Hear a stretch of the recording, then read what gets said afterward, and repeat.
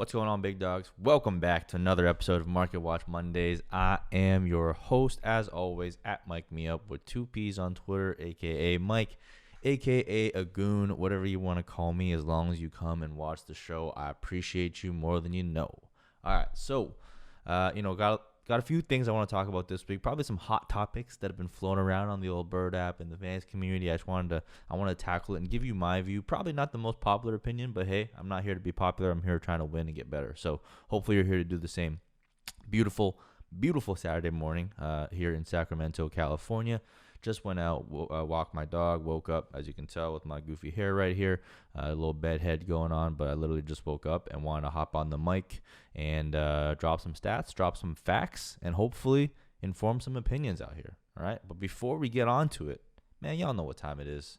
Hit that intro.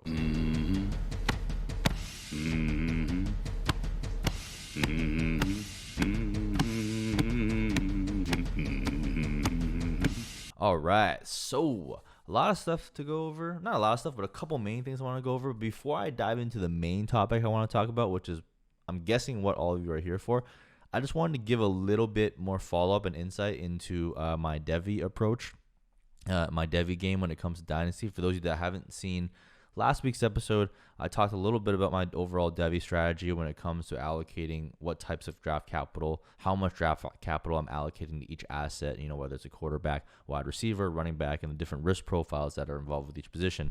But I wanted to follow up that up a little bit, and because when you're playing in the Devy league, right, you're not just drafting Devy players, right? You're drafting Devy players as well, and I think people probably go overboard a lot of times, but you're also drafting like the NFL team, right? And that's the team that's going to make you the money, right? So that's the team that's going to actually help you win games in season and hopefully bring home that bread, bring home that bacon, bring home that championship belt, right? So, when I think about Devy, it's like, when is the right time to invest in Devy assets and when is the right time to pivot off those Devy assets, right? And for the most part, what I find myself doing is I don't really hold Devy players from when I draft them as Devy all the way through to like NFL, because I talked about this a little bit last week, but there's so many hurdles they have to jump through. Now, wide receiver has the least of those because we've seen wide receiver translate based on analytics a lot better than some of the other positions, and we've seen running back translate a lot easier because the position itself is the easiest transfer. But at the end of the day, there's just a lot of hurdles for them to jump through between the college and even when their college career ends and the NFL, that being combine, draft capital, whatever. For example, last year, one of my biggest whiffs was Seth Williams, right? I thought Seth Williams was great. He's got prototype size, he's got great production in college. He seemed like he had all the goods, and then NFL teams disagreed with me, right? And NFL teams were like, nope, this dude's shit. Like, we're not going to draft him and get 6th round draft capital. And now he's like not even on a team. So, I mean, not even on a team as in not even on your fantasy team and not producing and contributing to your fantasy team. So, like, there's a lot of risk that goes into that stage. So what I do to try and limit that risk a little bit is typically I find myself trading out of Devy players into NFL talent before they hit the NFL, right? So what do I mean by that? The Devy community and people that play Devy are super hype on colleges. I am too. I'm part of that community. I love college players. I love watching college players play through to the NFL. And I talked about it last week. Like, it's beautiful to see someone you draft as a Devy play through all the way to NFL. And it is beautiful. I love that part of the process. But if I was only banking on that, it wouldn't be really conducive to winning at a high level, in my opinion, right? And what I mean by that is these days, if you see a really hyped Devy prospect, you can flip him like almost 1-to-1 into like an NFL player of similar caliber, because people are always trying to be early. People are always trying to get ahead of their skis. And that'll be a theme of this episode is people in the fantasy community love to be early. They love to be first. They love to be early. They love to be premature, and they love to get ahead of their skis. So for me, that's great because, I like to be early too, right? But I like to have a balanced approach, and I like to have a balanced approach to winning. So if someone else is trying to be more early than me and willing to pay more to get a player than I want to, I'm always looking to flip out. So, for example, in a league with Drew Ozenchuk, aka at DF Bean Counter, there's a next level Devy league. It's a 24-team Devy league that I started with him last year, defending champ. Shout out to your boy. But like in that league, for example, I saw people were going incredibly Devy heavy, like super, super Devy heavy in the draft. Like, people were drafting like Devys, into the late 20th rounds before they were taking like NFL starters and like, second round draft capital rookie picks, for example. So when you recognize a dynamic like that, what I like to do is flip out of the Devy players before they hit the NFL. So, last year, I drafted George Pickens. I only draft like a couple guys. I don't like going super Devy heavy because it is so risky. But in the startup draft, I basically made a couple moves and make sure I landed a couple guys. I landed David Bell, who I really liked, a wide receiver out of Purdue, and I landed George Pickens, who many had as the wide receiver 1 overall at that time. No, he's fallen a little bit. He's had a couple injuries, hasn't performed as well last year. But at the time, after his true freshman year, George Pickens was considered by many to be the wide receiver 1 overall. And he was being valued very much like that. So what I did was, once he kind of hit that peak value, hit that peak hype, and I needed wide receivers, what I took George Pickens, added some to him, and flipped him into like a CeeDee Lamb, who was already in the NFL, who already had first-round draft capital, who already skipped all the hurdles I'm looking for. And whenever you're able to just pay a little bit of premium to flip into a player like that, I think that's just a great opportunity to do so. And similarly, like this year, if you think about it, there's going to be a lot more too, right? Like Keyshawn Boutte is one of the top wide receivers, right? He's viewed as one of the top wide receivers in the 2024 class, right? In the 2023 class. And rightfully so. He broke out as a true freshman, had a monster year, and this year he's having another monster year. Granted, it's being carried a lot by his touchdowns. He's scoring like a touchdown on 1 in every 3 touches, which obviously isn't sustainable. Or, maybe it is, and he scores fucking 30 touchdowns. Who knows? But the point is, he is already universally viewed as that dude, right? And if we think back, right, who were other guys that were kind of viewed like that? Jerry Jeudy, right? Everyone after Jerry Jeudy won the Blitnikoff, he's like, this guy is a stud. There's no way anyone's gonna surpass him. He's gonna be it. 2 years out, it's like, I don't need to say anything else. Jerry Judy's the greatest. And I was part of that. And I was new to the Dynasty community. I'm like, man, this guy's the best thing since sliced bread. I don't see anyone surpassing him. And what happens a year later? You get CeeDee Lamb, right? You get other guys that break out. So there's just too much unpredictability. So whenever the community is very focused on something like that, like 2 years out, I'm looking to pivot. Because I think right now, you can start pivoting Keyshawn Boutte into NFL caliber talent that are also young, of similar, not similar age, but where age is not a factor, and you can just add to Boutte and get to some of these guys. You can probably flip Boutte for T. Higgins, like straight up, and get something back on the T. Higgins side. I would not. I honestly think that that's very, very doable. You could flip Boutte for Chase Claypool plus. You could flip Boutte. And then once you start getting into that elite zone, like the Chris Godwins, Calvin Ridleys, like these types of guys, you need to start exploring some of these deals. So, like I said, something that I just love to do is to pivot that into production, because if people already assume he's going to be a sure thing and they're going to start valuing him as such, that's when you got to get out, because what that means is someone is paying you for that optimal scenario, right? Someone is paying for that risk on your behalf. You don't have to worry about the NFL draft. You don't have to worry about the NFL combine. Now, do I think Boutte will flop at the combine and flop at the NFL draft? No, but is that chance 0? Also no. So anytime someone's willing to de-risk your profile for you and pay you competent value, pay you value equivalent for someone with that type of upside, personally, I take it. And that's what I do with Devy a lot. I grab players that I like with early on with good profiles, like Boutte was that. I got him in the back part of the first round this year because I saw he was a true freshman breakout, playing at LSU, playing against top conference, playing against top competition, playing with top competition. He was a very, very good bet to continue to succeed in that type of role, right? And obviously so far this year he has, right?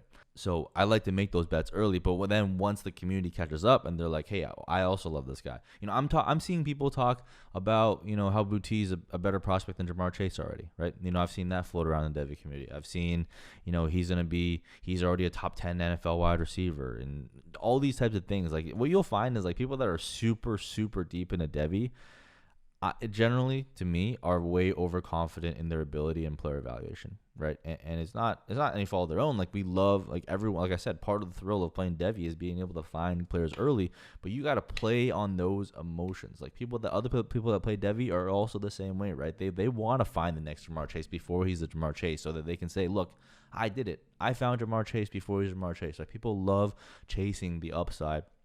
And they just don't really consider, or at least don't really fully bake in to the value, the downside of some of these players, right?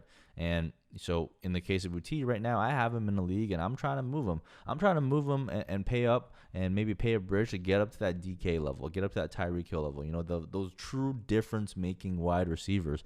And, I'll add, like, draft capital on top. I'll add other young players on top. And to me, it's worth it, right? Because can Boutte turn out to be a better player than DK? Sure. I mean, he can. He has a really good profile. He's coming from a good program, good college, good breakout metrics, good age-adjusted metrics. But at the end of the day, DK is already DK, right? CeeDee Lamb's already CeeDee Lamb for me, and they're still young. And Tyreek Hill is already Tyreek Hill. He might be a little bit older, but he's still got much left in the tank, and he's playing with Mahomes. So, I'm trying to make these types of pivots because they will help my team win. You win by doing that trade through two ways. One, by de-risking that asset, right? De-risking the hurdles they have to clear to get to the NFL. But two, and most importantly, you're adding points to your lineup. You're adding significant amount of points. If I'm able to pull off a Boutte plus for Tyreek Hill type trade, I'm adding a ton of points to my starting lineup, which is a huge, huge deal in terms of impacting my win-loss column, right? And this doesn't just apply to wide receivers, but as I said in my prior Devy episode, I like to focus on investing in early breakout wide receivers because those, to me, are the safest assets with the least amount of hurdles to clear to get to NFL production, right? So, and even then, they still sometimes it still doesn't work out. See Seth Williams, see Tamari and Terry, right? But I think those are the types of trades I typically like to go out of, where I'll pay a little bit of premium once that Devy wide receiver hits that like top three, similar to the NFL, where I'm like, whenever a receiver is in the conversation of Dynasty wide receiver one overall, I'm looking to trade him down, right? I'm looking to trade down. But in this case, whenever a wide receiver starts hitting Devy wide receiver one overall, I'm looking to like capitalize and trade up or trade flat horizontally into an NFL player of equal or lesser, equal caliber, like similar caliber, right? So, right now, we have like the Garrett Wilsons of the world who are studs, right? We have all those types of guys, and I think you can explore Garrett Wilson for like T. Higgins type plus. T. Higgins is a great profile, already an NFL producer, young age, young elite talent. So pivoting into those types of players using your Devy assets is one of the key ways to me to gain a leverage over the rest of your league, right? While other people are trying to get that young talent, trying to hit the next guy. Look, hitting the next guy doesn't matter as much if you're already paying as if he's hit. And I think that's the key concept that I want people to grasp. And I'll talk about it a little bit more after here in the NFL version. But, it's just I don't think people properly account for risk when they do these chasing for upside and trying to be early moves, right? And that's the issue. And that runs rampant in Devy. So that is one place you can truly take advantage of it. So I implore you to do that in your Devy leagues as well. Now, for the main event, the main course, so to speak, JaMarr Chase. JaMarr Chase has been balling out of control in the NFL. Rest in peace to all the early premature victory lappers who decided to come out and dunk on him because he dropped a couple passes in preseason and said he couldn't see the ball as well without white stripes, right? So rest in peace to all y'all who took those early victory laps. But for the rest of us that stayed in the reality world, where we don't overreact based on preseason and random shit, JaMarr Chase was always that guy. He was always the clear and away wide receiver one of the class, the best wide receiver prospect to come out in the last couple of decades since probably Amari Cooper, right? People forget how good of a prospect Amari Cooper was, but he was that dude. And JaMarr Chase and Amari Cooper, par on par in terms of everything. Analytics, they both played in SEC, both absolutely dominated the competition, dominated their own teams at a very young age. So these are two very, very elite talents, right? But JaMarr Chase, so far in the NFL, has been doing incredibly well, right? I'll throw up his stats on screen right now, but he's got, for total, 25 targets, 17 receptions, 297 yards, right? That's a very, very great very, very great metric there. That's about 12 yards per target and 17 yards per catch, which will probably come down a little bit, but that's neither here nor there. Anyways, just a very, very great rookie year. But here's the key, right? He also has 4 touchdowns, and that is really, really supporting his fantasy production, and people are not really recognizing that. Now, is that bad? No, absolutely not. You get points for touchdowns. We want players to score touchdowns, so obviously it's not a bad thing, but it does speak a little bit to the sustainability of his scoring. Now, he has to bring up the volume side in order to kind of keep going, but even without that, 297 yards so far through 4 games is on pace for 1,200 yards, which would be incredible Incredible rookie season, right? Let's take a look at this. Here are all of the receivers since since post merger to put up 1,000 yards as a rookie. Not a very long list, but a very, very good list, right? Justin Jefferson, 1,400 yards, broke the rookie record previously set by fantasy GOAT, probably most underrated GOAT, Anquan Bolden, who was a outstanding rookie rookie producer. And then number 3 on that list is Randy Moss. Number 4, Odell Beckham Jr. And then number 5 is Michael Clayton. Number 6 is Michael Thomas. Anyways, you look down this list and you get the idea. Just an incredibly outstanding list of players. So if he does cross that mark, it puts him in absolute elite company, almost close to as a sure thing as you can get, because there's no such thing as a sure thing in the NFL, but as close to a sure thing as you can get, right? So if he continues this pace and keeps it up, which all indications seem to say that he probably will, maybe not at this exact pace, but he'll come pretty damn close. And that, coupled with his prospect profile, makes JaMarr Chase extremely valuable, right? He is going to be very, very sought after. But having said that, it pains me to say this, but it seems like I am coming out right now as the JaMarr Chase rationalist, not the JaMarr Chase hype man, which is what I wanted to be, man. That's what I was all offseason, right? All the Devonta Smith versus JaMarr Chase debates, I didn't think it was ever a debate. It was JaMarr Chase by himself. And, time remains to be seen whether Devonta Smith catches up and all these other guys catch up. But JaMarr Chase so far is pulled away from the pack, and really it isn't even too close. So, but now what I'm seeing in the Dynasty community and what I'm seeing on like the value side is people are pushing JaMarr Chase into that tier 1 Dynasty wide receiver already, right? They're saying, that's it. We've seen enough. This guy's a bona fide stud. Lock it up. He is going to be in that first tier. He belongs in the conversation with Justin Jefferson. He belongs in the conversation with DK Metcalf. That's where I have a problem, right? Like, personally, I still have Justin Jefferson and DK Metcalf as my top tier wide receivers, and AJ Brown pretty close. He's fallen off a little bit, but also very close to that tier, because we've already seen them produce at that level for a longer period of time. If JaMarr Chase goes out and completes his 16-game pace of 1,200 yards, right, then I will be more than happy to have that conversation, right? But as of right now, he is 60. The reason why I'm using 16-game pace is because when I'm comparing with this 1,000-yard receiver table, obviously they were on 16 games, so trying to make it apples to apples. But JaMarr Chase's 16-game pace is 100 targets for 1,188 yards and 16 touchdowns, right? Obviously, the 16 touchdowns is probably a little bit heavy, right? And even his yards per reception and yards per target numbers are a little bit lofty. He's averaging about 12 yards per target, which is incredibly efficient. Not to say that he's a bad player, but it's usually, for me, it's a bad bet to maintain that type of efficiency going up if he gets more volume, right? If he gets more volume, it means he's probably going to get more like lesser quality targets as well. So it's going to come down to the mean. And obviously touchdowns, projecting anyone for a 16 touchdown season, not named Devontae Adams, is pretty absurd, or Tyreek Hill, I guess. But for the most part, I'm not expecting the TDs to keep up, right?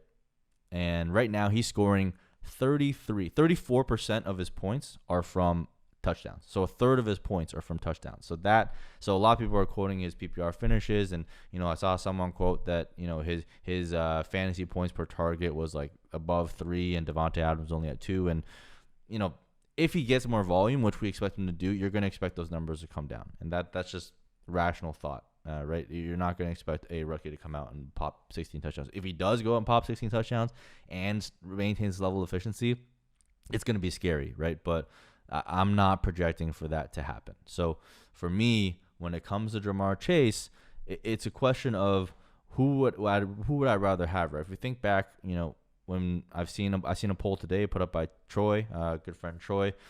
He asked who would you rather have, Justin Jefferson, JaMarr Chase. I think it was like 2-1 in favor of Jefferson. To me, I think Justin Jefferson's like clear in a way, like in his own tier, because he literally went out and broke the rookie receiving record as a rookie after starting off slow, right?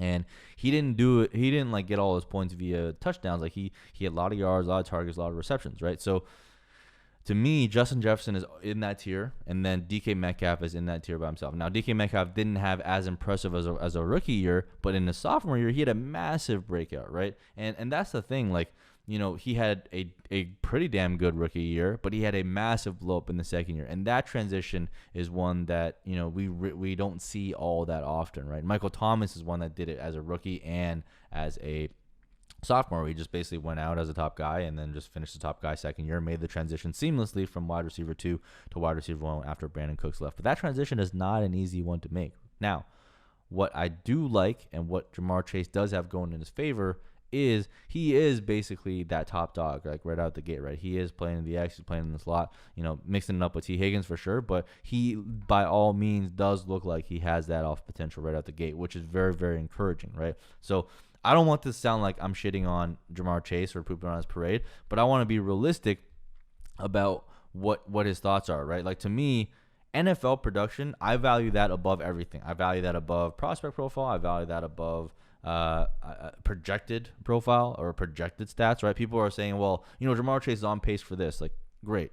It's a 4-game sample now, right? After 4 games, I'm not ready to take a rookie wide receiver and put him into my top, as a dynasty wide receiver, top 3, top 4, whatever, that tier 1 of wide receivers, because I think it's irresponsible, right? Because once you do that, where is there to go, right? I love being early as much as the next guy, but if you being early means putting someone that high and paying that type of price, paying a DK Metcalf type of price to get a JaMarr Chase, there is nowhere to go but down, right? And to me, I will never make moves that load on risk on myself and pass upside to someone else, right? Because DK Metcalf is already hit, right? So, and when age is not a concern, which in this case is not, like they're only a couple of years apart, I just don't see a need to move that early on someone like a JaMarr Chase. Now, if that means I don't have any JaMarr Chase going forward, so be it. But there's plenty of other wide receivers, talented wide receivers like Justin Jefferson, like DK Metcalf, and stuff like that to kind of keep me going. I have a lot of DK Metcalf on my teams, right? Because I acquired a lot of him after his rookie year. Because after I saw a full year, I'm like, all right, this is enough to kind of like give me enough data points. 4 games is not enough. And just to illustrate that, let me show you something, right? So this is JaMarr Chase after 4 games, right? Like I said, incredibly, incredibly impressive. This is another player who, as a community, as a fans community, we were quick to move him up to wide receiver, dynasty wide receiver 1, top 3 overall, right? And this player, compared to JaMarr Chase. All right, JaMarr Chase on pace, 16-game pace, 25 targets, 17 receptions, 297 yards. So for a 16-game pace of 100 receptions, 68 targets, 1,188 yards, and 16 touchdowns, right? This other mystery player, he had 40 targets, 24 receptions, 339 yards, and 2 touchdowns in his first 4 games. In terms of PPR points, JaMarr Chase, 70.7. This other player, 69.9. So off by 1 point, almost identical, right? The only difference is JaMarr Chase scored 34% of his points through touchdowns, whereas this other player only scored 17% of his points through touchdowns. So much more sustainable. But this other player, 16-game pace, 160 targets, 96 receptions, 1,356 yards. So on the all-time list, he would have came in at number 2, just under Randy Moss and just below Justin Jefferson, right? Was this player worthy of going to the Dynasty wide receiver 1 overall? By those stats, if you do that projection, if you do the same approach of a 16-game pace, hell yeah, man. Hell yes, he would have been. A rookie wide receiver putting up 1,300 plus yards. There's really, that is a smash spot 9 times out of 10, right? Who was this player? It's Amari Cooper. Amari Cooper, as I said already, was the best wide receiver prospect to come out of college, before JaMarr Chase. And I would say they are probably on par. So the prospect profile argument goes out the window. It's a wash, right? In terms of early on production, the edge to me goes to Amari Cooper. When someone's on pace for 160 targets, that is incredibly impressive. The only difference between the two is that Chase has 2 more touchdowns through 4 games than Amari Cooper, right?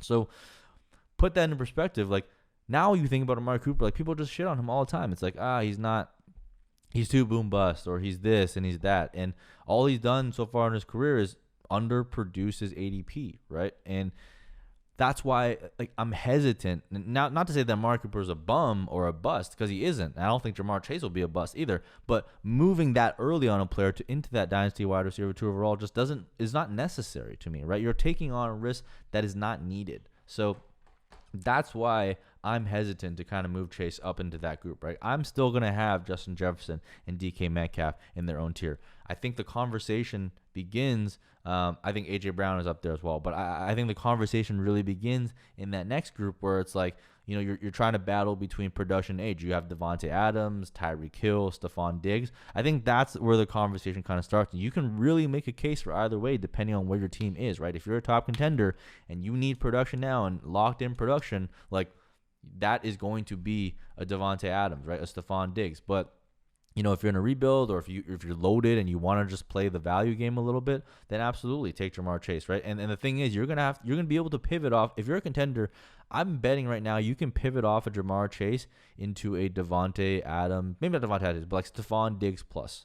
I think you can absolutely do that right now as a within the Dynasty community, because as I said, people are already pushing him up. People are trying to be early. People are trying to get ahead of their skis, and I like to be early. You guys know this, right? I love being early and betting on buying high on players, right? But not when they're at the top, at the upper echelon of value already, because there's nowhere to go but down. Like I was fine buying early on like Chase Claypool, right? I was fine buying early on DK Metcalf after his rookie year because there was still room to go. He was not being valued as a tier 1 wide receiver. He's being valued as like a top 10, maybe top 12 wide receiver towards the back half of the wide receiver 1 range. And at that range, there's lots of room to go up still. And if JaMarr Chase was being valued there, I would be all in. But the fact is, he's not. And if he's not being valued as such, then you have a problem, right? Because what you're going to get is, again, just taking on the risk profile and not having any upside, right? And that ultimately is the issue. Now, people are talking about JaMarr Chase, his target share is going to go up, and he's going to get more volume. I mean, he's already rocking a 23-24% target volume. That's already pretty damn good, right? And how much more room is there to go? Now, Tyler Boyd has a bigger target share than him because Tyler Boyd just went absolutely ham on Thursday because of the matchup. Now, is that going to sustain in the future? Probably not. And T. Higgins was out as well, so you're getting a little bit more volume there. But I think at the end of the day, like, there's no need to move JaMarr Chase in that tier because there's already guys that have proven it. And that's the thing, right? When age is not a factor, to me, NFL production outweighs everything else. Right. And, people will make the case that, hey, JaMarr Chase is outproducing DK as a rookie, or he has a better profile than DK. And both of those are true. They might be true, right? That he is outproducing DK as a rookie, and he does have a better profile than DK. But DK has a second-year sample size, a full 16-game sample, where he went out as the alpha and balled the fuck out, right? A.J. Brown also has that as a rookie and as a sophomore. So I think that's the difference for me. And I will always take in NFL production more heavily than prospect profile, more heavily than what people are projecting someone to do, because it just doesn't make sense to me that we're projecting that much and taking on that much risk for no reason. So if the fans community says, hey, JaMarr Chase is the top 3 Dynasty wide receiver, that just means I'm not going to have any JaMarr Chase. And that makes me extremely sad because I was pummeling that drum. I was beating that drum. I was all in on the JaMarr Chase hype cycle, but I just could not land any of them because in startups he was going way too early, and in rookie drafts I just kept trading back and getting 2023 draft capital, right? And here's the other thing about his touchdowns, right? If he was getting pummeled with targets in the red zone, right? If he was getting pummeled with targets in the red zone, I would have a much different view, right? I'd be like, okay, well, he's getting sustainable touchdowns. But here's the thing. JaMarr Chase has one target within the red zone, one target within 20 yards of the end zone, right? And he did not convert that. All of his touchdowns came from very far out. Now, he is a deep ball threat for sure, right? So also rest in peace to all the JaMarr Chase is not a deep threat people, all the film grinders out there, say a prayer for them. But JaMarr Chase is absolutely a deep threat. But expecting him to continually score touchdowns from 30-plus yards out is not a sustainable recipe. And so the fact that he's not getting targeted in the red zone, T. Higgins is actually occupying that role a lot more. T. Higgins has 2 targets within 10 yards and 3 targets within 20 yards. And I think he is leading the team in red zone targets, actually. And he was out. And even in his absence, JaMarr Chase didn't really move too far in that aspect of the field. So I think with T. Higgins there, it's going to cap the TD upside a little bit. His regression is going to hit him pretty damn hard, I would expect. But we hope that the yards will sustain. But the thing is, like like I said, we cannot rely on TD production. When someone is scoring a third of their points, more than a third of their points through touchdowns, that should give you cause for concern a little bit, at least on the fantasy side. So all these things, I'm taking all these things into account. And just to say this, like, go back to the Family Guy meme, right? Like, yes, it's great to swing on a mystery box, right? A mystery box can be anything, right? A boat is a boat. A mystery box can be anything, even a boat. So in this case, if I have the choice of getting a fucking boat, right, instead of swinging on the fences and trying to land a boat, I'm going to choose a boat every time. And the boat is DK Metcalf. The boat is Justin Jefferson. Keep those guys over on your roster over JaMarr Chase. Do not make that one-to-one swap, right? If you're going to make that swap, get something on top. Get something substantial. I would say if I'm trading down from DK Metcalf or Justin Jefferson to JaMarr Chase, like, I would at least want a little bit more than a second-round pick. I don't think you're not going to get a first, right? It's not possible. But if you get a couple second-round picks, maybe that's okay. But again, that depends on the team and depends on where I'm going. So just make sure you really, really take that into account, right? It's okay to be early on wide receivers, right? It's okay to get early because that's the only way to capture that value. But you gotta make sure that if you're early, there's a lot more room to grow still, right? And picking someone like taking JaMarr Chase and plopping him as your dynasty wide receiver 2, there's no more room to grow, right? He can only leave one more guy, and that's Justin Jefferson. They're 1 year difference apart, and Justin Jefferson broke the rookie wide receiver record, is well on his way to another great season, right? So to me, it's like those types of moves is what can kill you in Dynasty because, like, JaMarr Chase, the most likely scenario to me, he is going to work out. He is going to be a great, fantastic player. Is he going to be the Dynasty wide receiver 1 overall production? Is he going to be another OBJ? Is he going to be another, Justin Jefferson? That remains to be seen. I'm not personally betting on it because betting on that is not really a successful bet, but that's possible. But in the most likely scenario, he's going to be a damn good wide receiver, a very elite player, right?